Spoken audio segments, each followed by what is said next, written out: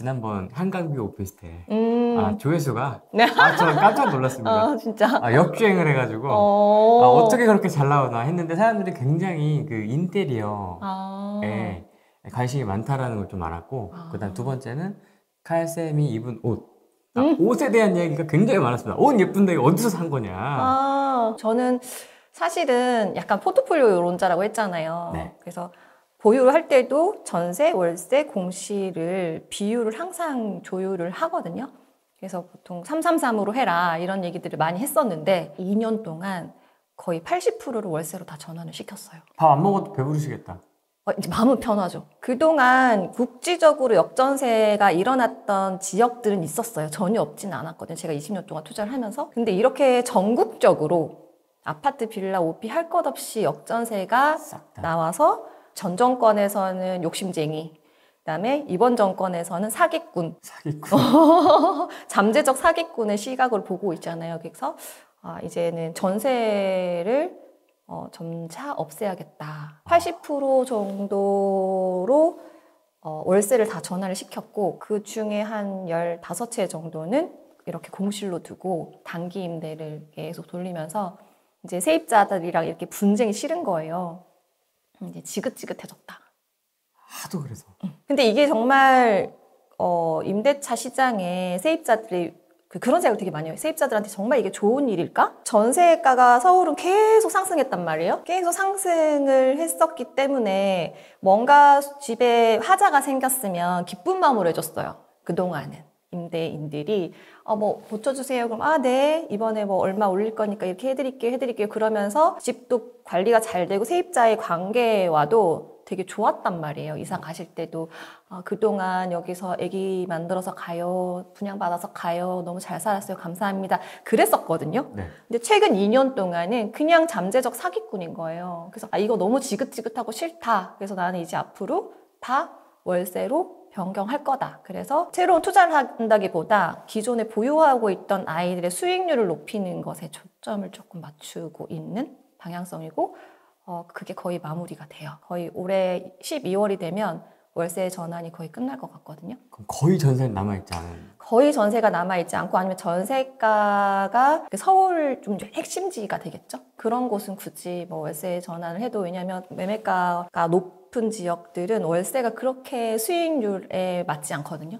아파트가 좀 더 심해요. 근데 지금 소형 아파트 위주로 수익률이 충족이 되고 있어요. 원래 원룸이 수익률이 제일 좋고 투룸 오피스텔 그 다음에 소형 아파트 이런 식으로 나가거든요. 네. 월세 수익률 전환을 했을 때는 네. 그러니까 약간 대형 아파트라든지 전세 가율이 아니라 전세 가 자체가 높은 곳들은 굳이 월세로 전환해도 조금 수요가 그렇게는 많지가 않다. 전세가가 앞으로 좀 올라갈 가능성이 매우 크다고 보시는 분들이 많은데 네, 저도 하락론이든 아니든 이건 진짜 뭐 이견이 없는 것 같거든요. 네네. 그럼에도 불구하고 전세로 다시 뭐 이렇게 세팅하실 생각은 없으세요?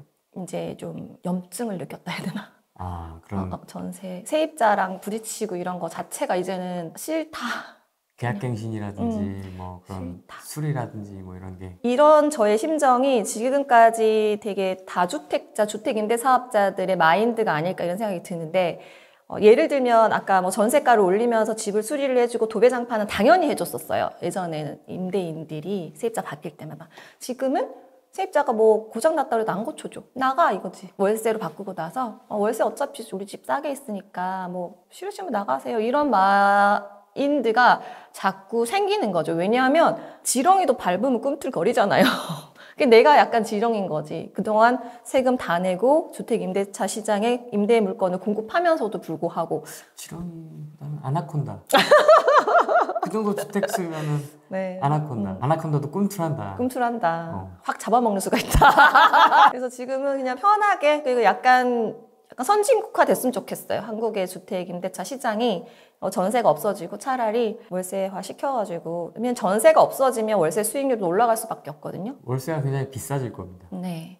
전세와 항상 월세가 서로 경쟁 상품이기 때문에 전세 대출을 이제 막고 전세가 없어지고 그럼 점점 월세 지금도 사실 그렇게 되고 있잖아요. 2년 전부터 제가 그렇게 얘기했지만 실제로 그렇게 되고 있잖아요. 그래서 정부에서 그걸 원하는 것 같고 또 임대인도 그걸 원하는 것 같고 임차인도 지금 전세를 무서워하고 멈춘 데도 있고 어디는 또 수도권 지역은 또 조금씩 또 이렇게 움직이는 것 같기는 하고 어떻게 좀 보십니까 요즘?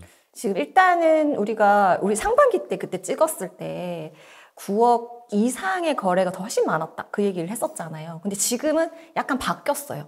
그러니까 9억 이상의 물건들이 너무 많이 오른 거예요. 그래서 제가 그때도 상급지가 가면 응원해라 그냥. 그래야지 내 거가 간다. 지방이든 뭐 서울의 중하급지든. 지금 실제로 그런 상황이라고 봐요, 저는. 상급지가 많이 올랐어요. 포레오도 10억 넘게 올랐고 잠실주공 5단지도 작년에 비해서 거의 10억 넘게 올랐어요. 그렇습니까? 네. 지금 제일 작은 타입 3, 4타입이 지금 30억 찍었다 뭐 이런 얘기가 오가더라고요. 그러니까 그 아이들은 어차피 대출을 받지 않아도 되는 아이들인데 그동안 2년 동안 너무 많이 오른 거예요. 그러니까 살짝 주춤? 어차피 대출을 안 받으신 돈 많으신 분들이니까 그럼 상관없고. 근데 얘네들이 잘 가주니까 이제는 정책 자금을 쓸 수 있는 아이들, 대출이 가능한 아이들. 지금 대출이 경쟁력이 됐잖아요. 네. 그러니까 대출을 받을 수 있는 사람들은 오히려 상급지가 저렇게 갔는데 나는 정책 자금을 쓸 수 있어. 그래서 지금 오히려 9억 이하의 거래가 더 늘어났어요. 그러니까 우리가 그때 찍었을 때는 9억 이상이 많이 거래가 됐다. 근데 지금은 시점은 9억 이상이 많이 올랐기 때문에 지금 9억 이하가 지금 오르고 있다. 거래가 많이 생기고 있다. 거래량이 줄어든다 하더라도 유심하게 보셔야 될 거는 호가 변동이에요. 매물이 아무리 늘어도 네. 매물이 뭐 100개였다 200개로 늘어났어. 근데 예전에 매물이 뭐 50개였는데 호가가 5억이었어. 근데 지금 호가 7억 8억이야. 근데 매물이 200개야. 의미가 없는 거거든요. 매물이 많이 늘어나면 급한 사람들은 매물이 이렇게 많이 늘어났네? 나 좀 내려볼까? 할 수 있긴 해요. 사실은. 근데 그게 몇 개나 될 거냐? 왜냐하면 그 2년간 지금 매도하려고 하는 만약에 급매로 던질 사람은 그 전에 이미 던졌을 거다. 힘들었던 시절에. 근데 지금은 견딜 수 있는, 지금 급매로 내가 던지지 않아도 여력이 생겼죠. 왜냐하면 금리 내려가고 있죠. 이번에 한번 내렸지만 지금 그것도 뭐 억지로 막 공포심을 유발하면서, 왜냐면 저는 그것도 그렇게 생각했거든요. 내리려고 저렇게 밑밥 가는구나. 내릴 수밖에 없는데 지금 집값이 막 타오르고 있어. 그리고 사람들이 앞으로 더 금리가 내릴 거라는 기대치가 갖고 있어. 그러니까 집을 막 샀잖아요, 사실은. 근데 아니야 이렇게 하면서 누르면서 억지로 대출을 앞으로 전면 금지합니다. 잔금 대출 안 됩니다. 갈아타기 대출도 안 됩니다. 막 이렇게 하고 이제 잠깐 주춤하니까 그래 하면서 금리 살짝 내려준 거죠. 네. 근데 어떤 금융권에 가도 내년에 금리가 내릴 거라는 거에 대한 이견은 전혀 없거든요. 보통 한 3차례 정도로 예상을 하시더라고요. 금리 내리면 일단은 보유하고 있는 부담이 확 줄어들죠. 맞습니다. 네.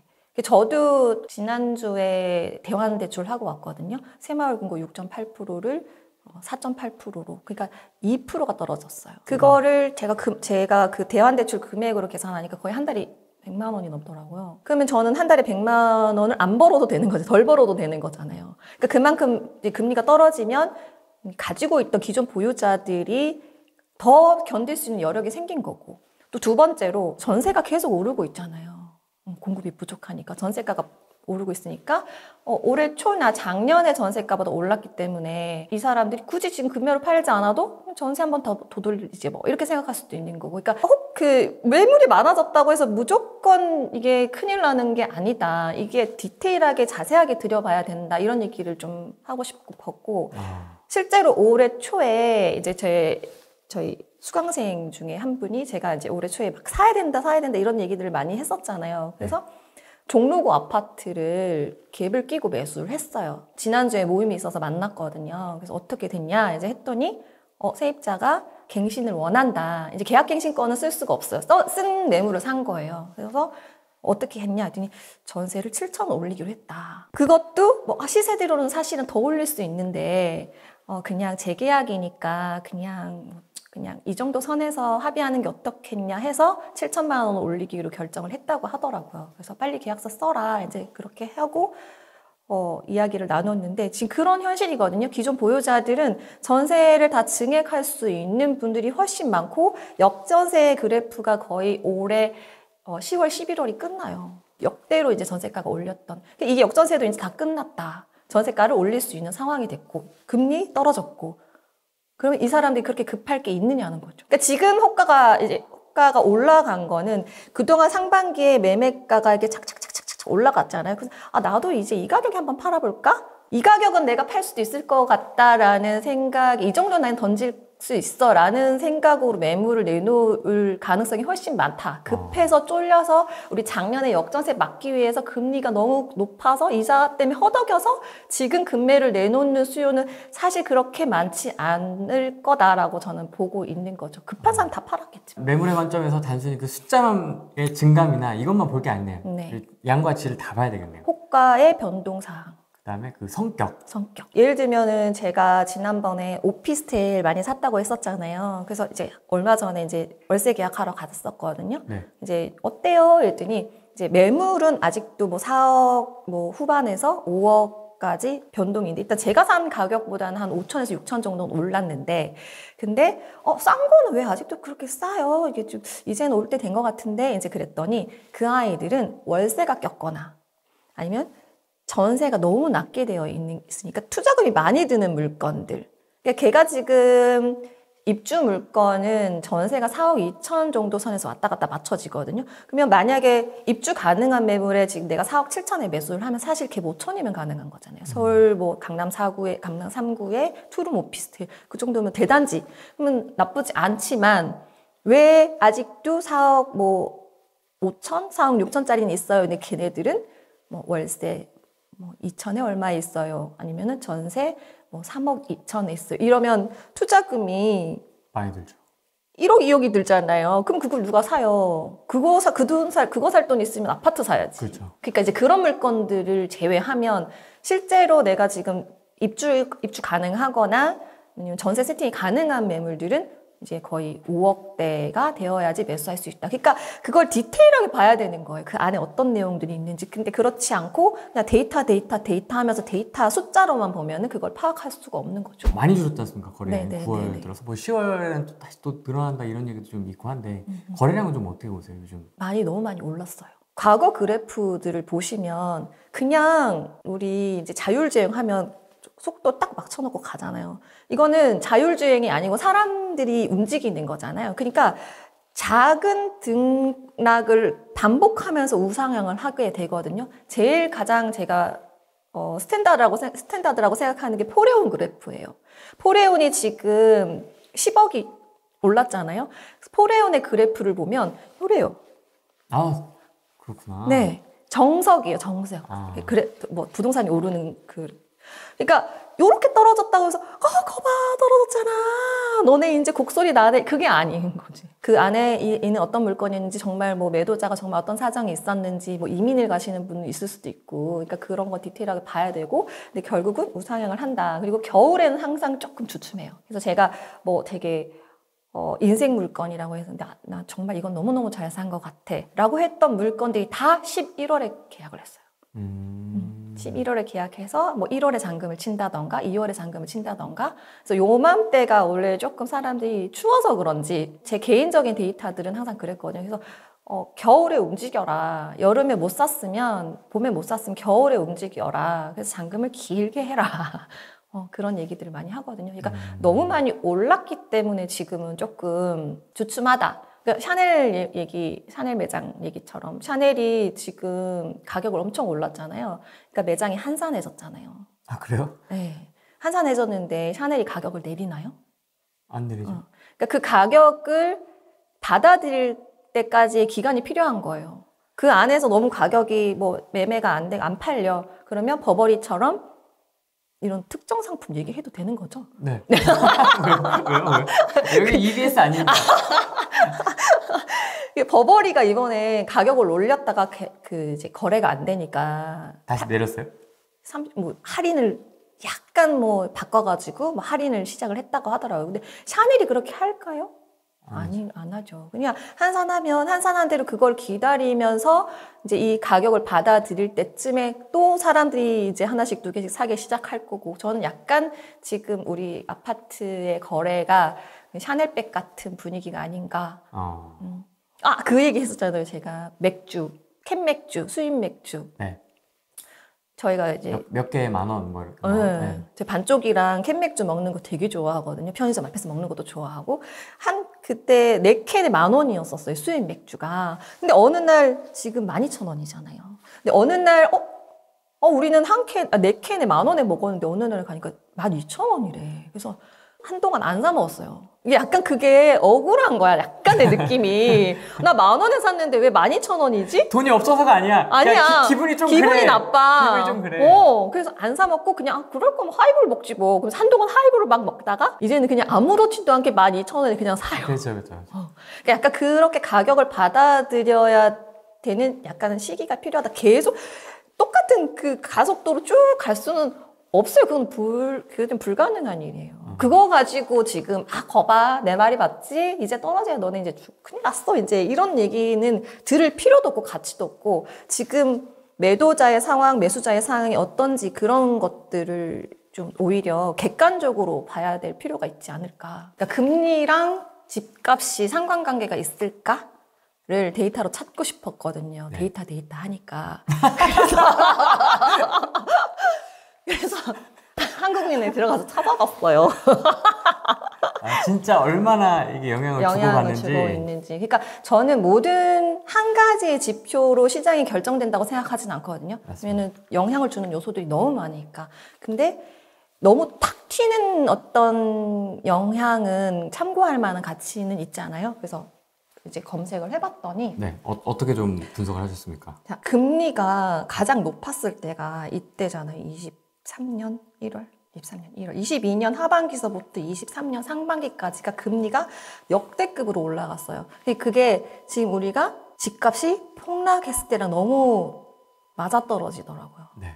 그러니까 항상 이게 어떤 비율이 연관관계가 있다라고는 생각하진 않지만 이렇게 갑자기 금리가 올라간 거는 집값 하락에 영향이 있었다라고 저는 보는 거죠. 그러면 이게 금리가 이렇게 되면 그 폭락은 다시 오지 않는다. 저는 그렇게 보는 거예요. 폭락이 아니라 이제 이렇게 떨어지면 금리가 이렇게 떨어지면 집값은 이제 이렇게 그러니까 턴을 할 가능성이 매우 높지 훨씬 않을까? 높죠. 네. 그래서 아까 뭐 보유하고 있는 사람들이 이제 보유 여력이 생겼다. 1%만 떨어져도 대출이자 확 떨어지니까. 네, 그래서 그게 데이터 상으로도 금리가 높아졌을 때 집값이 떨어졌고 우리 금리는 이제 앞으로 내려갈 거다. 그러면 이제 집값이 어떻게 될 건지 조금씩 예상을 해볼 수가 있잖아요. 이제 그런 것들을 좀 찾아보고 싶었고 네. 이게 대출 증감이거든요. 금리가 올라갔을 때 대출액도 확 줄어요. 아무도 집을 안 사는 거죠. 금리가 올라갔으니까. 그러면 이것도 집값이 떨어졌을 때랑 약간 영향이 있더라. 금리가 올라가면 대출을 많이 받지 않고 집값이 떨어졌다. 그러니까 새로운 매수자가 없다. 대부분 대출을 껴서 집을 사는데 대출을 안 받는 거죠. 금리가 높아서. 그러니까 이것도 약간 영향이 있다. 집값이 올라갈 때 대출액이 늘어나겠네요. 그렇죠. 자연스럽게. 그래서 지금 하반기 때 그러니까 소진 다 됐다. 끝났어. 이제 안 해줘. 이런 상황이죠. 근데 그게 있잖아요. 연간 한도거든요. 그래서 그 경매하시는 분들은 잘 아실 텐데 연말에 낙찰받으면 대출받기 힘들어요. 항상. 지금은 뭔가 사회적 이슈가 돼서 약간 모든 사람이 좀 알게 됐지만 경매하는 사람들이 보통 9월에 낙찰을 받아서 10월, 11월에 경매 낙찰 허가 나고 잔금 납부하려고 그러면 그때는 은행에서 다 문 닫는 경우가 많거든요. 저희 한도 찼어요. 그래서 막 그런 경우 많고 오히려 반대로 한도가 남아있는 지점들은 연말까지 이걸 한도를 소진해야 돼서 특판을 막 팔기도 하고 그랬었거든요. 그러니까 그거에 대한 은행의 원래 그런 생리들을 조금 몰라서 더 공포로 다가왔을 수도 있다. 근데 그 한도는 1월 되면 항상 살아난다. 1월에 살아나면 그러면 뭐 12월부터 사도. 그쵸. 사서 그때 이제 어차피 잔금이 내년이면 근데 불안해서 못 사는 거야. 과연 그럴까? 약간 이런 마음이 있어서. 근데 은행은 돈을 버는 집단이거든요. 돈으로 돈을 벌어야 하는 집단이어서 과연 그럴 거에 대한 불안함을 좀 해소시켜 주십시오. 네, 은행은 돈을 버는 집단입니다. 나라의 집값이 오르거나 내리거나 그건 눈치를 볼 뿐이지 그래서 오히려 금리를 더 올리잖아요. 우리는 이렇게 노력을 했어. 근데 어쨌든 대출 금리가 점차적으로 내릴 거기 때문에 은행에서 금리를 계속 올리는 건 한계가 있을 거고. 그러면 이해되시죠? 네. 그래서 너무 겁먹으실 필요 없고, 그리고 내가 만약에 대출, 정책자금 대출을 쓸 수 있는 어떤 그 대상 안에 포함이 된다. 그러면 지금은 진짜 이렇게 눈 씻고 막 이렇게 돌아다니시면서 금매를 뒤져야 돼요. 가가지고 지금 누가 집을 사요? 이러면서 그냥 가서 주세요 이렇게 아니라 이거 살까 말까 이러면서 부동산 사장님한테 계속 깎도록 지금 그럴 타이밍이지. 내가 내년에 집값이 떨어지니까 이거 더 두고 보고 사야지. 그러면 올해 초에 집 사지 않아서 지금 후회하는 사람들처럼 그렇게 똑같이 반복될 가능성이 훨씬 높다. 저는 그렇게 봐요. 그래서 겨울에 조금 더 열심히 움직이시고 오히려 지금은 안 깎아주면 안 사요 이러면서 여기저기 질러 다니면서 얼굴 안면 트고 막 부동산 사야 돼요 말아야 돼요. 금리도 안 내려가는 것 같고 이러면서 오히려 그러면 이제 부동산 사장님이 이제 급한 사람 찾아내겠죠. 매도자 중에서도. 그런 거래가 이제 거래가 이렇게 깎여가지고 거래가 되면 또 이제 폭락이 되고 이거 봐라 이런 거지. 그래서 너무 무거우니까 내려놓으셔도 좋겠습니다. 너무 그렇게 하실 필요가 없다. 최근에 이제 가장 관심 있는 지역이 아까 말씀하셨던 포레온 강동 쪽인데 강동 쪽 좀 질문 많이 하지 않으세요? 포레온을 직접적으로 투자하신 분은 우리 그때 고백방에서 이제 분양권 당첨되신 분이 있어서 그때 완전 축하하고 난리가 났었거든요. 근데 그분도 이제 그런 거 보셨을 거 아니에요. 유튜브 이제 던져야 되나? 이러면서. 근데 오히려 진짜 너무 지금은 축하받고 계시고 이거 빨리 잠금 치고 다른 투자를 하고 싶다 이런 얘기를 하고 계시고 그 외의 분들은 지금 포레온을 들어간다기보다 포레온 주변에 이제 갭매우기가 될 그런 물건들을 좀 찾으셔서 지난번에 우리 촬영하려다 못했던 성동구 아파트 그분은 올해 초에 매수하셨는데 25평대 가격으로 42평을 매수하셨거든요. 이제 그런 분들이 이제 잔금이 이제 다가오는데 포레온 때문에 이제 전세에 영향이 있지 않을까 했는데 잘 맞춰지셨고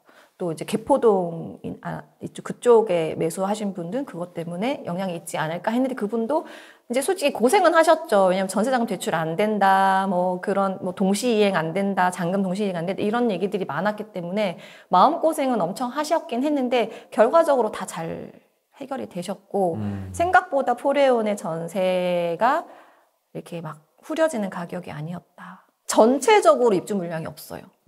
그러니까 예전에는 강동이나 송파 쪽에 입주 물량이 많으면 성북구도 많고 경기도도 많고 이랬던 상황이었는데 지금은 전체적으로 다 없는 상황에서 얘만 많아요. 그러니까 전체에 다 필요한 물량이 부족하다 보니까 크게 영향이 없었고 그다음에 전세가가 또 전혀 안 떨어지고 있잖아요. 서울이 많이 오르다 보니까 자연스럽게 과천, 분당 판교까지 포함하면 이런 데 이제 조금씩 더 관심을 갖는 것 같아요. 너무 올라서 강남이 너무 올라서 재건축 좀 어떻게 보십니까? 일기 신도시. 재건축 너무 좋게 봅니다. 네, 너무 좋게 보고 지금 거의 분당은 만점 단지가 정말 장난 아니에요. 거의 그 말은 빨리 될 가능성이 높다. 아니면 만점이라는 건요 95% 동의를 받아야 되거든요. 주민들의. 그건 거의 공산당인데? 그렇죠? 그런 단지들은 어떻게 되는 거냐면 결론적으로 그냥 이건 인허가만 해주면 바로 이주 철거다. 인허가만 해주면 바로 이주 95%인데 그렇잖아요. 이제 온라인 총회도 한대잖아요. 앉아가지고 그러면은 어떻게 될까요? 지금 아직 그 이주 단지를 마련하겠다 했는데 구체적으로 아직도 안 나왔잖아요. 네, 손도 쥐고 아직은 나. 이주 대책. 네. 근데 또 연말까지 만든다 했는데 그게 갑자기 될까요? 그러면 이제는 난리가 났다. 이제 전세가가 오른다. 그리고 계속 순차적으로 다음 선도구역 계속 진행을 할 거거든요. 이제는 재건축은 잘 될 거고 그로 인해서 구축들도 전세가가 오를 거고 그런 순환이 계속 될 건데 정부도 그거를 전세가를 자극할 걸 알기 때문에 이주 단지를 모색을 하고 있잖아요. 네. 이주 단지를 대책을 마련하지 못했다고 해서 지금 이 재건축을 멈출 것 같진 않아요. 아, 그렇군요. 네, 왜냐하면 공급이 부족하다는 걸 너무 많이 알아요. 그래서 억지로 지금 금리도 지금 은행 마진 더 봐라 이런 식으로 약간의 압박을 하고 대출해주지 마라 이렇게 하는 이유가 공급 공백을 알아요, 정부에서. 그래서 최대한 빨리 27년에 이주 착공할 수 있게 해준대. 근데 지금 벌써 24년인데 24년 다 갔잖아요. 5, 6. 2년 남았는데 27년에 어떻게 이주 착공이 가능하겠어요? 그만큼 시그널을 주려고 하는 거지 그게 과연 실현 가능할까라고 저는 생각은 하진 않거든요. 근데 어쨌든 진행이 되면 매매가는 오를 거고 정말 정부에서 조합이랑 합심이 잘 돼가지고 정말 이주를 했다 쳐. 그러면 그 이주 대책, 이주 전세들은 어떻게 될 건지 그것도 생각하셔야 되고 그리고 이제는 짓지 않거나 네. 비싸게 지어지거나 그 둘 중에 하나예요. 지금 서울 수도권의 방향성. 너무 극단적이야. 네. 지금 상황이. 네. 그럴 수밖에 없어요. 근데 지금 시멘트 값이 내렸다, 철근 값이 내렸다라고 하지만 실제로 시장되는 유통 가격은 그렇게 내린 그렇죠. 것도 않고, 예를 들어 제가 인테리어 업을 하지만 작년, 재작년에 한창 자재값이 올라가지고 샤시비, 창호 대금 올라갑니다, 싱크대 원가 올라갑니다. 그런 통보를 매일 거의 2달에 한 번씩 저희가 공문을 받았던 것 같거든요. 근데 지금 내렸다며. 하락합니다. 공문 안 와요? 내렸다는 공문은 한 번도 오지 않아요. 희한하게. 그런 건 있을 수 있지. 일시적으로 고객 할인 행사를 합니다. 20% 이런 거. 근데 그게 가격을 내린 건 아니잖아요. 요때까지 행사 기간. 그거는 오르든 내리든 항상 주기적으로 하는 행사들이었으니까 그거랑 상관이 없고. 네. 분양가 계속 지금 최대 분양가 역대급 분양가 계속 올랐습니다. 또 올랐습니다. 이제 로또 분양 단지가 없어졌습니다. 그런 얘기 계속 나오잖아요. 그러니까 지어지면 제일 비싸게 지어질 거고 아니면 아예 안 짓거나. 그럼 우리는 지금 우리가 가야 할 방향은 무조건 사야 되는 거죠. 그 대신 너무 오른 건 사지 말고 그 안에서도 좀 덜 오른 거 그런 거 좀 잘 찾아가지고 투자하시면. 분당도 왜 누가 될까 하면서 이렇게 선도지구 찾기 지금 하고 있는데 네. 그래서 좀 고민이 많으신 것 같아요. 분당을 사야 될 것 같긴 한데. 네. 여러 개 되는 거 사세요. 그리고 지금 일단은 만점 단지는 이미 약간은 정해져 있는 것 같아요. 그래서 내가 돈을 조금 더 주더라도 만점 단지 빨리 갈 걸 사느냐 아니면 조금 더 가성비 있게 그 다음에 진행할 것들, 왜냐면 실망 매물이 나올 수 있거든요. 나는 선도구역 될 줄 알았는데 안 됐어. 있겠죠. 네. 분당은 거의 모든 단지들이 그렇게 열정적으로 했었기 때문에 그러면 안 됐네. 우리는 점수가 안 됐대. 이렇게 고르면 급매나 이런 실망 매물이 나오면 그런 것들을 좀 노려보셔도 되지 않을까. 왜냐면 계속 전세가는 오를 거고 순차적으로 계속 진행이 될 거기 때문에. 그리고 또 리모델링 단지들도 지금 이제 한솔주공 5단지가 이제 그 반대파들이랑 소송 붙었다가 얼마 전에 조합 승소했거든요. 그래서 그런 부분들도 거기도 이제 리모델링대로 또 이주를 빠르면 내년에 진행을 한다고 해요. 그러면 이제 분당은 또 전세가 그분들이 어디로 가겠어요? 그 근처에서 근처로 해결해야 가시는 되겠죠. 분당은 계속 그런 순환이 계속 이루어질 가능성이 되게 높다. 그러면 새로 입주 시기가 되면은 입주가 많아지잖아요. 했는데 분당은 이미 이제 분양가 자체가 높을 거기 때문에 크게 입주가 된다 하더라도 포레원처럼 영향이 없을 거다라고 보는 거예요. 분당 네, 사요? 분당은 그때도 사라고 했었죠.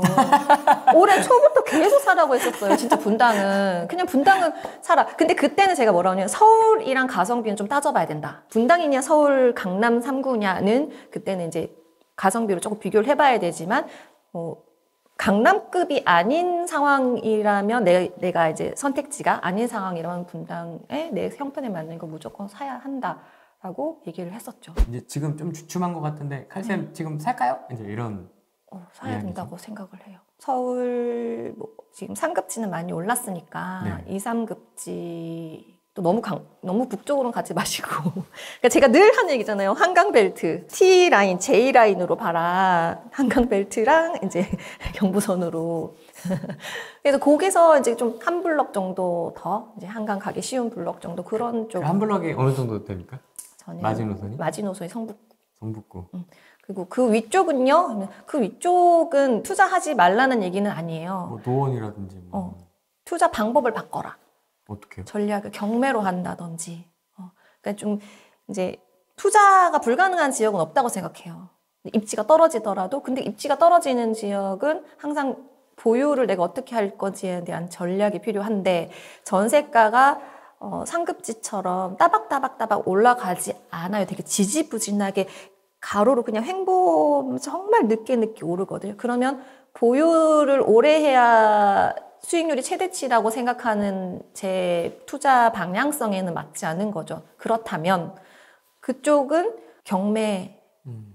수단으로 투자를 해서 그러면 내가 어쨌든 시세보다 뭐 3, 4천, 5천, 뭐 올해 초에는 1억까지 싸게 살 수 있는 것들이 많았단 말이에요. 이제 그렇게 투자를 해서 뭐 전세 세팅을 하던 뭐 월세 세팅을 해서 그러면 이제 여력이 생기잖아요. 내가 보유할 수 있는 여력이. 그래서 입지별로 조금 투자 방법을 다르게 해야 된다. 그래서 전세로 세팅할 지역, 월세로 세팅할 지역, 그냥 금매 매매로 사야 될 지역, 경매로 사야 될 지역 그런 것들 좀 다르게 해가지고 그래서 제가 항상 포트폴리오가 중요하다, 전략이 중요하다 그렇게 얘기를 하는 거죠. 머릿속으로 그게 정리가 되어 있으시군요. 그럼 이게 금매로 경매를 접근할 지역 이게 좀 정리가 되어 있으시군요. 네네. 그래서 요즘 같은 시기에는 우리가 막 노리고 있었던 지역들 뭐 올라서 못 샀다 그런데 막 후리고 다니는 거예요 이제.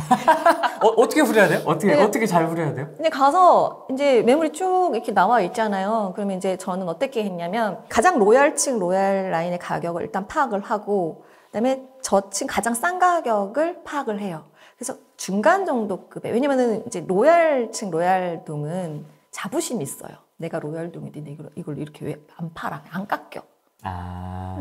오히려 약간 중간 6층, 7층 요 정도 라인에서 1층 가격을 불러버리는 거죠. 얘네들은 그건 있거든요. 이제 내가 고층은 아니야. 로얄층이 아니라는 걸 인지를 하고 있잖아요. 그리고 그 로얄층은 나랑 같은 가격에 내는데 아직도 안 팔리고 있어. 1층도 안 팔리고 있어. 그러면 이 가격에 후려보는 거지. 뭐 깎는데 돈 들어간 것도 아니고 해보는 거죠. 이게 아파트 값은 이제 말 한마디로 몇 천만이 왔다 갔다 하는데 그거 해서 만약에 깎이면 좋잖아요. 그래서 저는 그렇게 해서 많이 깎았어요. 11월 이런 때. 어떻게 보면 지금은 되게 참 좋은 시기네요. 그렇죠. 그냥 기회라고 생각하시면 돼요. 연말 직전에 이제 대출 때문에 사람들이 좀 주춤하기도 하고. 그래서 이럴 땐 대출이 안 돼서 내가 리스크가 좀 있다. 그러면 그걸 그대로 매도자한테 얘기를 하는 거예요. 부동산 사장님한테도 얘기해요. 사장님 내가 이거 너무 사고 싶은데. 너무 사고 싶어. 너무 사고 싶은데 대출이 어떻게 될지 모르겠어요. 나 너무 불안해가지고 이거 사야 돼요? 근데 대출 안 되면 어떡해. 그러면 잔금 한 6개월 내주시면 안 돼요? 약간. 중개사 입장에서는 또 거래하고 싶고. 요새 거래도 없는데. 없으니까. 그러면 이제 사장님이 똑같이 가서 얘기해요. 매도자한테.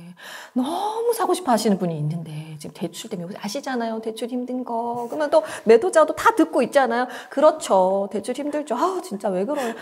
그러니까 그래도 6개월 정도 해주시면 어떻게든 해보시겠다는데 어떻게 할까요? 그러면 이제 매도자가 진짜 근데 대출이 안 되긴 하지. 참 내가 안 팔 게 아니면 그냥 그렇게 할까요? 이렇게 될 수도 있거든요.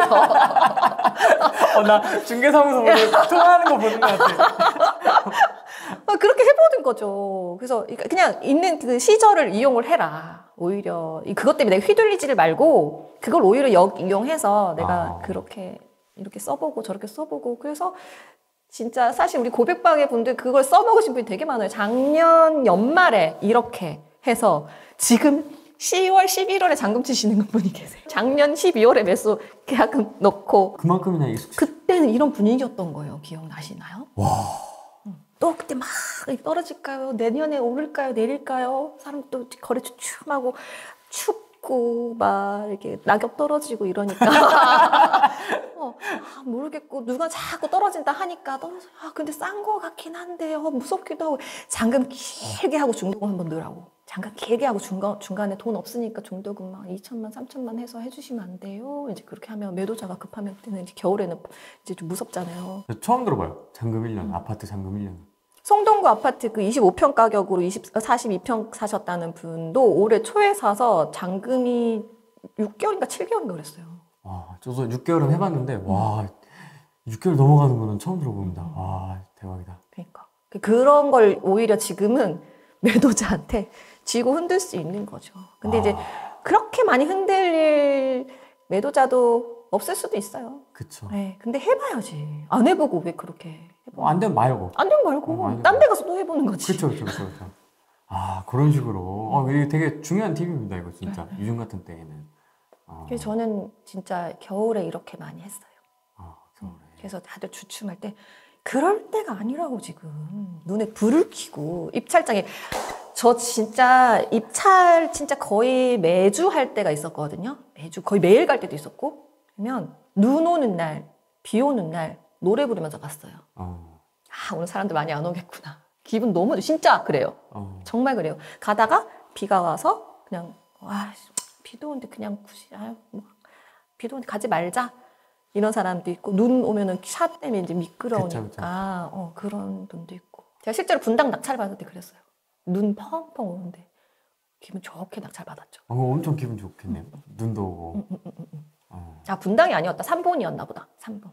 딱 낙찰 받고 나오니까 임차인이 딱 기다리고 있는 거예요. 아 낙찰 받으셨냐고 했는데 이제 딱 너무 인상 깊었던 게 저한테 전세 놓으실 거예요? 갭 투자하실 거예요? 하시는 거예요. 뭐 같은 말 아니야? 같은 말인데 무슨 말을 하는 거지? 그러니까 그 세입자분들은 그 갭 투자라는 말 자체에 반감이 심한 거예요.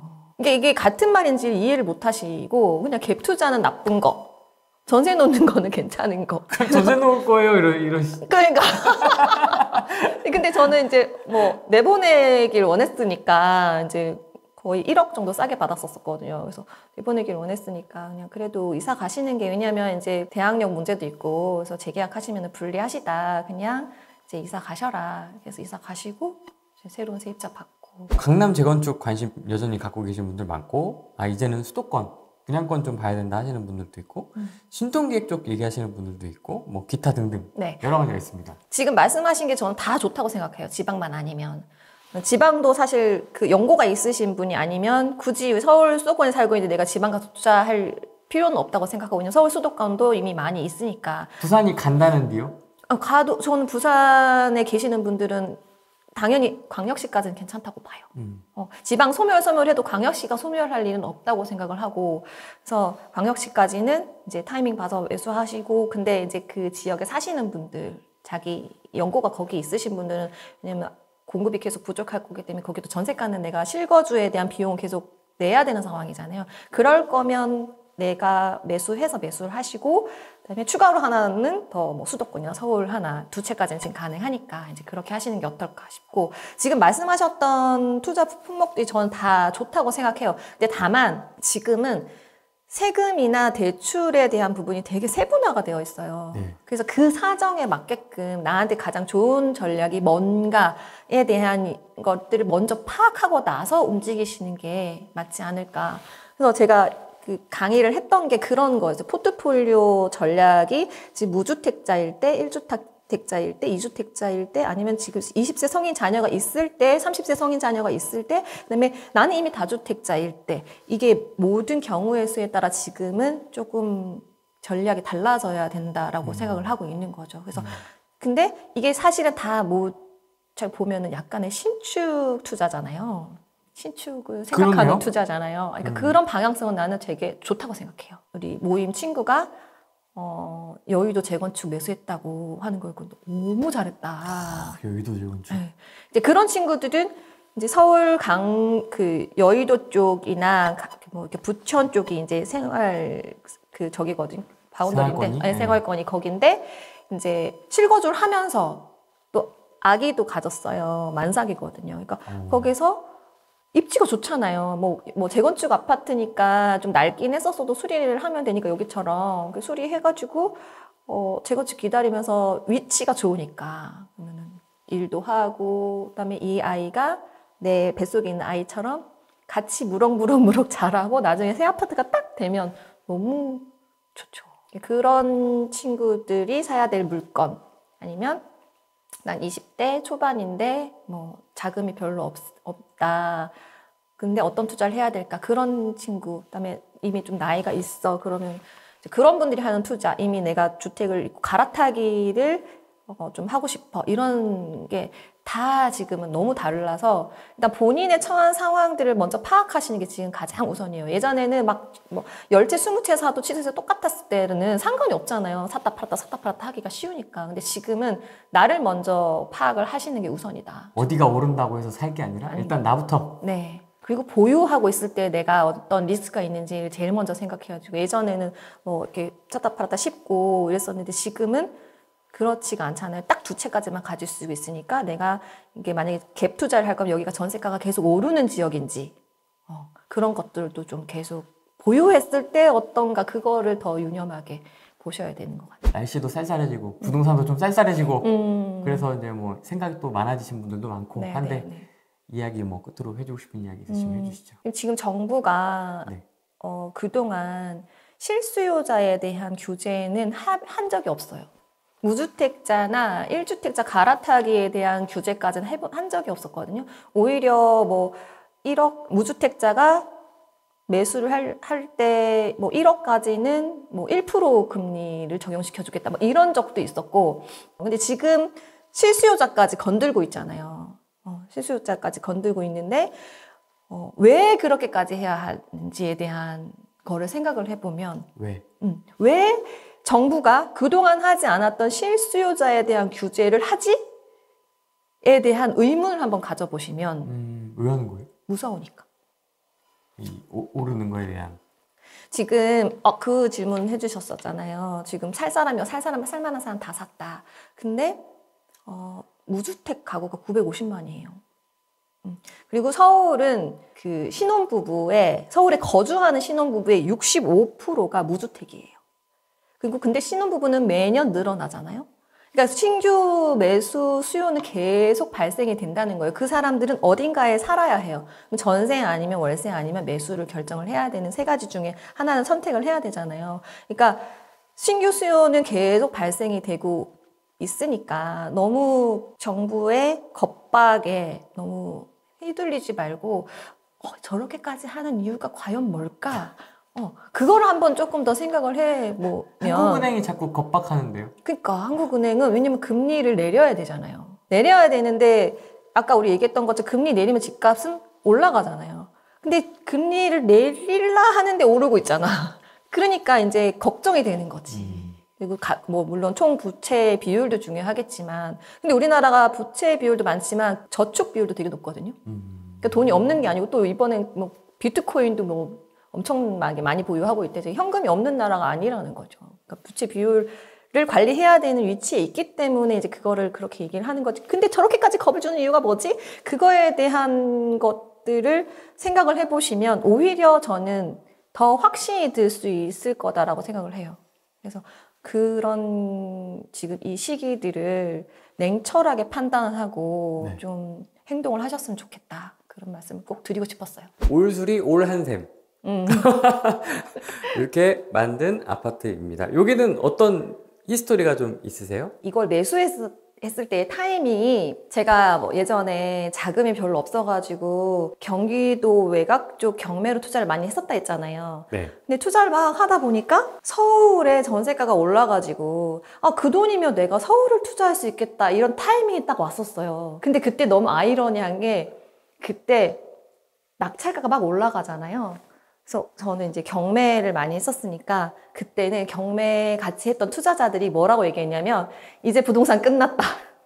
낙찰가가 올라가서 이제 먹을 게 없다. 부동산 끝났다. 이랬었거든요. 네. 근데 지금 생각해보면 그때가 오히려 그래도 서울에 진입할 수 있었던 타이밍이었죠. 소액으로. 네. 그래서 제가 그때 당시에 3,500에 샀거든요. 갭. 갭. 우와. 3,500에 3억 후반대에 샀어요. 몇 년도에 사신 거예요? 14년, 15년? 와. 진짜. 그래서 지금 거의 9년, 10년 차가 됐는데 네. 매매가가 2배 넘게 올랐죠. 그래서 3,500 투자해가지고 그래서 그런 투자를 하셨으면 좋겠는 거죠. 저는 좀 오래 보유하고 네. 그다음에 그 전세가가 계속 오르는 지역을 투자를 하셨으면 좋겠고 근데 심지어 이 세입자는 그 8년 넘게 사셨어요. 전세가 저한테 계속 올려주시면서 이사 가시면서 이제 주택임대사업자 만료돼가지고 이제 수리를 했는데 여기에 이제 구축 아파트들이 이제 분배기가 이렇게 거실 한가운데 있었어요. 네. 여기에. 네. 그래가지고 그거를 옮길까 말까 고민을 사실 되게 많이 했거든요.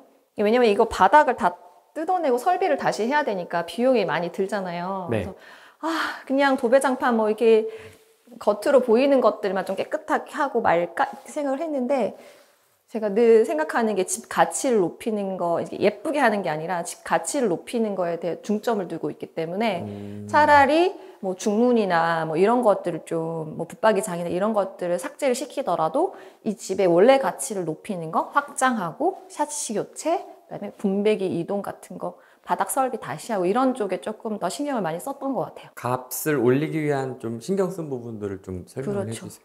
자본적 지출, 뭐, 자본적 아시죠? 자본적 지출. 네, 그 양도세 맞습니다. 이제 확장, 네, 확장을 해서 단열 다시 하고, 네, 확장하고 나면 이제 천장도 다시 목공을 다시 쳐야 되거든요. 그리고 요즘은 그런 그 예전에 그냥 거실등 네모난 거 너무 네. 싫잖아요. 그래서 전기공사는 좀 웬만하면은 하려고 하는 편이고, 네. 그래서 확장, 단열, 그다음에 이제 분배기 같은 거 그런 거 이제 이동시키고, 그다음에 이제 실링팬, 네. 포인트 되는 거 이런 거 하나는 좀 넣어주면 포인트로 자기 실거주 집이 아니면 잘 하기 힘든 공사잖아요. 그렇죠. 네, 그래서 요거는 하나 넣어주는 편이에요. 샤시는 창호는 당연히 이제 바꿔주는 편이고. 네. 그러니까 다른 공사 안 하고 뭐 저한테 이제 의뢰 주시는 분들 있으면 이제 임대주택이라든지 그런 거 이제 상담 주시잖아요. 그러면 싱크대 하지 말고 그냥 차라리 창호를 바꾸고 확장을 해라. 아, 그래요? 싱크대 되게 중요하다고 맨날 강조를 하는데 사람들이. 싱크대는 소모품이에요. 그러니까 예전처럼 가격이 싸지도 않거든요. 지금 자재비가 엄청 올라가지고 싱크대 하나 하려면 400만, 500만 원 한단 말이에요. 그거 할 바에 그냥 돈 좀 더 보태가지고 샤시를 바꿔라. 그러면 싱크대는 어떻게 그러면 잘 닦고 시트지 붙이면 되거든요. 셀프로 하셔도 충분히 할 수도 있고, 닦고 뭐 수전 정도 바꿔주신다거나 실리콘 좀 다시 싸주시면은 이제 확 바뀌니까. 네. 그래서 저런 소모품에 돈을 쓰지 말고 집 가치를 올리는 그런 자본적 지출에 돈을 쓰는 게 좀 낫지 않을까. 돈이 많으면 상관이 없고 다 하시고. 제가 주방에서 또 신경을 쓰는 부분이 뭐냐 하면요.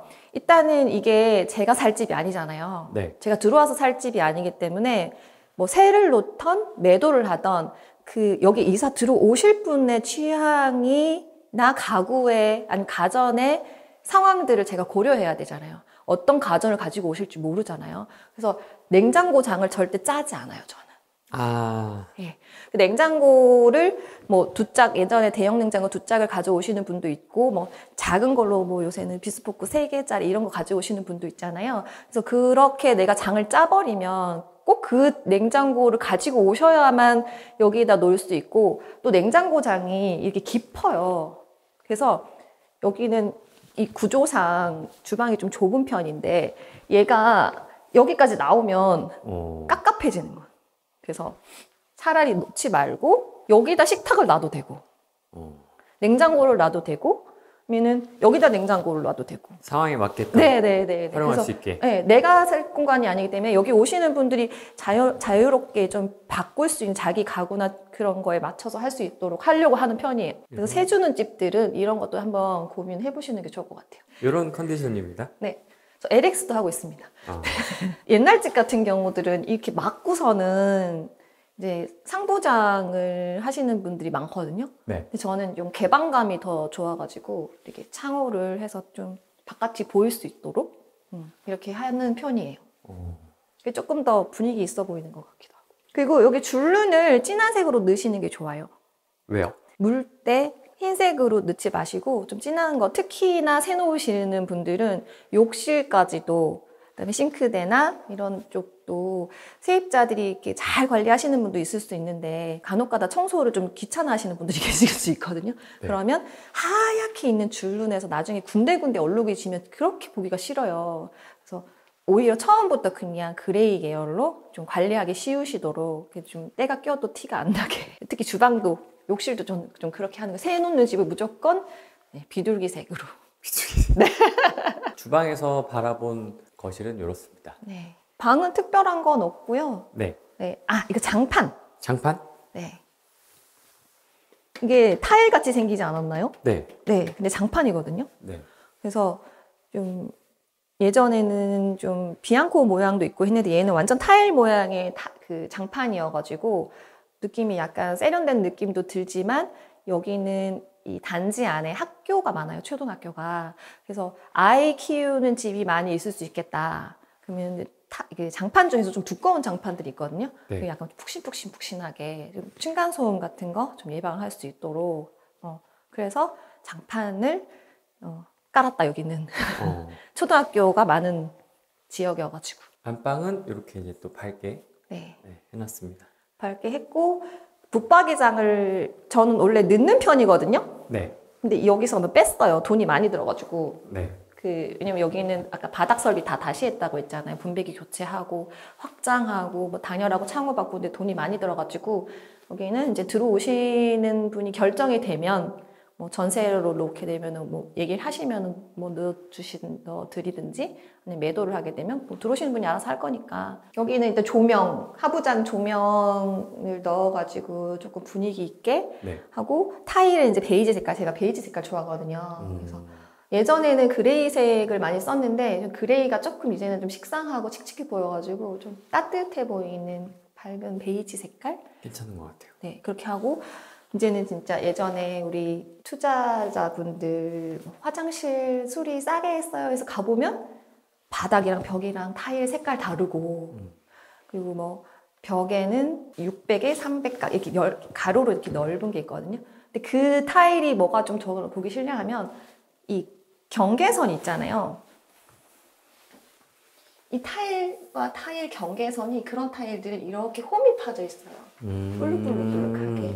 그래서 뭔가 이제 요즘은 모든 인테리어들이 조잡하지 않고 경계선이 없는 인테리어들을 선호하거든요. 그래서 이렇게 그냥 600각 타일을 하면 좀 고급스러워 보이고 호텔 욕실 같은 느낌이 드니까 사실 이런 것들은 다 액세서리로 교체하게 되지만 타일 같은 경우는 사실은 좀 오래 보도록 봐도 질리지 않는 이 호텔 같은 데 가면은 타일 옛날 되게 오래된 호텔인데도 되게 멋스러운 데가 있잖아요. 네. 그런 데가 대부분 대형 타일을 많이 쓰거든요. 그래서 저는 이제는 인테리어를 오래 해서 그런지 300에 600각을 붙이면 좀 뭔가 올드해 보이는 느낌이 있어서 돈 주고 수리했는데 그럴 필요가 조금 더 주고 좀 오래 볼 수 있는 걸 하는 게 낫지 않은가. 아니면 차라리 작은 타일을 쓰세요. 비용이 너무 이게 600각 타일이 너무 비용이 많이 드는 것 같아요 하면 차라리 300, 600각 이런 거 넙대대한 타일 말고 오히려 작은 모자이크 타일을 쓰신다던가 아니면은 뭐 300에 300각을 쓰신다던가 우리 지난번에 우리 오피스텔처럼 네. 그런 것도 괜찮을 것 같아요. 그리고 저는 유가 하나도 조금 신경 써가지고 네. 타일 유가 썼거든요. 네. 뭐 옛날에 막 그냥 막 저게 사실 돈이 얼마 안 해요. 저는 약간 작은 거 하나에 작은 거 하나에 좀 고급스러워 보이는 원래 이렇게 구멍 뽕뽕뽕뽕. 되게 싫어하시네요. 네, 우리 직원들도 가끔씩 그런 거 막 생각 없이 쓰면 사실 솔직히 되게 한 소리 하고 싶고 하고 싶은데 뭐 바쁘면 또 이제 고객이 또 그렇게 원했을 수도 있고 저게 사실 물은 잘 안 내려가거든요. 네, 물구멍이 별로 없다 보니까 네. 장단점이 있어서 근데 저는 일단 예쁜 게 좋다. 그리고 이 집에서 또 하나 포인트는 문선. 네. 문선? 네, 문선이 몰딩이 없어요. 이렇게 넓게 이제 요즘 신축 아파트들도 이렇게 가보면 여기 문선 아직도 쓰더라고요. 네. 이제 하이엔드 디자인 인테리어 디자인에서 보면은 무문선 들어보셨죠? 네. 문선 없고 여기서부터 그냥 매끈하게 들어가는 문 닫으면 아무것도 없는 것처럼 보이는 그런 걸 제품화한 거예요. 무문선은 목공도 다시 들어와야 되고 필름 다 쌓아야 되고 좀 그리고 하자도 좀 많이 생기고 되게 시공인 난이도가 되게 까다롭고 비용도 엄청 많이 들거든요. 벽도 다 다시 쳐야 되고. 근데 얘는 그거를 추구하는데 약간 기성 제품으로 만들어가지고 그런 느낌을 낼 수 있도록 한 거. 그래서 요즘은 저는 다 이런 문툴로 시공을 하고 있어요. 굉장히 얇습니다. 네, 그래서 되게 심플하죠. 깔끔하고. 그래서 문을 닫으면 깔끔해요. 이런 느낌. 그래서 문손잡이도 그냥 화이트로 그냥 깔끔하게. 저는 인테리어 할 때 집은 도화지어야 한다라고 생각을 하거든요. 어떤 가구가 어떤 가전이 들어와도 어울릴 수 있게 임대용 인테리어를 하시는 분들은 특히 더 이런 부분들을 신경을 쓰셨으면 좋겠고 어떤 세입자가 들어올지 모르니까 그러니까 관리하기 쉽게 그렇게 포인트를 좀 두고 실거주 하시는 분들은 내가 하고 싶으면 다 하면 돼. 내 집이니까 내 취향껏 하시면 되는데 새를 놓으실 거다 뭐 갭 투자를 하실 거다 이러신 분들은 관리하기 좋은 거 그다음에 어차피 싱크대나 그런 것들은 소모품이다. 싱크대 싹 다 갈아놨는데 한 3, 4년 지나서 집에 가보면은 장난 아니거든요. 속상해요. 근데 사실은 샤시는 그대로 있잖아. 샤시는 창틀만 잘 닦아주면 되거든요. 샤시에 뭐 이렇게 험하게 쓸 일은 거의 없으니까. 그래서 오히려 내가 돈이 한정적이면 어디에 이 돈을 몰아서 쓸까 하시고 그쪽으로 돈을 쓰시고 싱크대는 이제 필름 붙이시면 돼요. 깨끗하게 닦고. 화장실 할 때도 저는 세입자가 관리하기 쉬워야 된다 그랬잖아요. 그래서 코너 선반을 넣지 않아요. 우리 보통 인테리어 하면 맞아요. 그냥 공식처럼 자동으로 여다가 코너 선반을 넣어요. 2개씩. 은색 2개. 많이는 3개도 나요. 근데 저는 그게 좀, 왜 이렇게 예쁘게 타일을 새로 했는데 굳이 타일에 구멍을 뚫어가지고. 왜요? 편하잖아요. 근데 선반 이런 식으로 이렇게 선반형 샤워기를 쓴다던가 젠다이를 쌓아서 여기다가 하면 이렇게 그 수납을 하면 되니까 굳이 뚫지 마시고 뚫고 나중에 이제 특히 임대용 주택에 나중에 여기 보면요 덜렁덜렁거려. 세입자리 많이 올리기도 하고 그러면은 교체하면 나중에 뛰면 여기 타일에 구멍이 뻥 들어서 옆자리에 다시 뚫어야 되고 이러면 정말 속상하거든요. 그래서 코너 선반은 조금 특히 임대를 놓으시는 집에는 하지 마셔라. 네. 정 필요하시면 이제 그런 거 있잖아요. 이렇게 압착으로 해서 꼭 붙이는 거. 압착 뭐 그런 거 많이 나오니까 이제 그런 걸 하시던지 아니면 이렇게 젠다이를 쌓아가지고 이제 이 본연의 타일의 가치를 무너뜨리지 않는 선에서 하시는 게 어떨까. 그래서 저는 그런 거 절대 컵받이, 비누 받침. 그거 그러네. 없네요. 그거 절대 하지 마세요. 그 코너 선반이랑 요실에는 이거 컵받침 이거 절대 하지 마세요. 요새 이쁜 게 얼마나 많이 나오는데요. 다이소만 가도 여기다 이렇게 올리는 것들 있잖아요. 그런 거 하시면 되니까 굳이 타일에 뚫어가지고 지저분하게 만들지 마시고 코너 선반 하지 마시고 그냥 깔끔하게. 이제 깔끔해야지 세입자가 관리도 잘해요. 물때 끼고 녹 쓸고 그러면 진짜 속상하거든요. 여기도 베이지 톤. 네, 베이지 톤. 뭔가 진짜 확실히 그레이 톤하고는 느낌이 다르네요. 따뜻한 느낌이 좀 들긴 해요. 확실히. 그레이는 이제 한물 간 것 같아요. 그래요? 제 취향이 그래서 그런지 모르는데 저는 계속 베이지가 좋더라고요. 우드톤이랑도 잘 어울리고 화이트랑도 잘 어울리고. 비어있는 이유가 있으십니까? 비어있는 이유는 일단은 팔고 싶지 않아서. 여긴 오를 곳이다. 네, 이제 팔지 않는다. 오를 차례에 살짝 주춤해지긴 했는데 근데 뭐 저는 내년에 대한 확신이 있기 때문에 그렇다고 여기를 이렇게 수리해놓고 전세를 놓기도 싫은 거예요. 왜요? 또 이렇게 이쁘게 해놓고 망가지면은 속상하니까. 그래서 단기 임대를 놨었어요. 단기 임대 놓고 이제 그걸로 이제 유지는 하면서 이제 타이밍을 기다리는 거죠. 근데 이렇게 예쁜 집을 단기 임대 놓기 좀 쉽지 않지 않으세요? 비싸게 놓으면 돼요. 비싸게 놓고 아무것도 놓지 않고 청소는 나가서 직접 하셔야 됩니다. 뭐 이런 식으로 좀 해놓고. 8호지 않습니까? 국민평면. 네네. 그러면 이게 일반 우리가 할 때의 기준으로 보면 네. 이 정도 퀄리티면 사실 뭐 결국 비용 아니겠습니까? 비용이 얼마나 들까요? 일반 소비자가로 하면 네. 한 5, 6천 들지 않을까요? 자세한 문의는 우리 라니 디자인팀 영상 설명란을 참고해 주십시오. 한 2년 전쯤에 특강했던 친구인데 용산 재개발을 매수를 하신 거예요. 진짜 싸게 매수하셨거든요. 근데 전용이 좀 넓은 거예요. 그래서 여기는 방을 만들면 좋겠다. 원룸이었는데 투룸으로 만들자.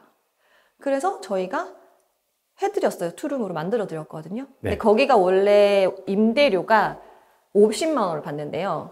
근데 수리 끝나자마자 임대료 100만 원으로 바로 계약하셔가지고 수익률이 2배가 됐죠. 근데 우리 구실장님이라고 계시거든요. 그러니까 얼마 남았어? 했더니 65만 원 남았더라고요. 구실장님한테 쪼르시면 그렇게도 해드려요. 그래가지고 왜 그랬어요? 했더니 대표님 때문에 그랬대. 그래서 그랬구나 고생했어요. 이제 그랬죠. 근데 일단 그 수리를 한 것도 수리를 했지만 네. 그 집의 가치를 높였다는 거에 되게 자부심이 느껴지는 거예요. 왜냐면 거기가 이제 재개발 구역이기 때문에 재개발이 될 때까지 내가 월세를 받으면서 제가 늘 얘기하는 거 보유할 때 포트폴리오를 맥스로 완성시키셨잖아요. 월세 100만 원 받으면서 재개발 기다리면서 나중에 투룸으로 쪼갰으니까 감정평가도 더 높게 받을 가능성도 높고 그래서 되게 기분이 좋았었어요.